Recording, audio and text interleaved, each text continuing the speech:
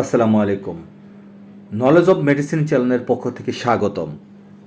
আমরা সাধারণত সতর্কতার জন্য প্রাথমিক চিকিৎসা হিসেবে কিছু জরুরি ওষুধ ঘরে রেখে থাকি, যেমন গ্যাস্ট্রিকের কিছু ওষুধ, প্যারাসিটামল অর্থাৎ জ্বর, ঠান্ডা, সর্দি, কাশি, শরীর ব্যথা, পেট ব্যথা, আমাশয়, পাতলা পায়খানা ওষুধসহ কিছু স্যালাইন ঘরে রেখে থাকি, যা আমাদের কিছুটা অসময়ে বা জরুরি সময়ে মহা উপকারে আসে।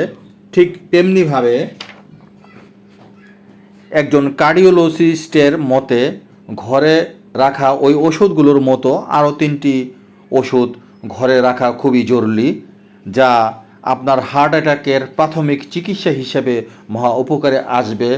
সে ওষুধগুলো হচ্ছে: 1.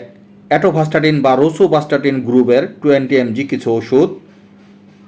2. অ্যাসপিরিন গ্রুপের কিছু ওষুধ 75 mg। 3. ক্লোপিডোগ্রেল গ্রুপের কিছু ওষুধ 75 mg এবং গ্যাস্ট্রিকের কিছু ওষুধ প্যান্টোপ্রাজল অথবা ইসোমোপ্রাজল 40 mgর কিছু ওষুধ। সো ভিডিওটি দেখে উপকৃত বা ভালো লাগলে ফেসবুক চ্যানেলটিকে ফলো আর ইউটিউব চ্যানেল থেকে দেখে থাকলে সাবস্ক্রাইব করতে ভুলবেন না please. Thank you so much.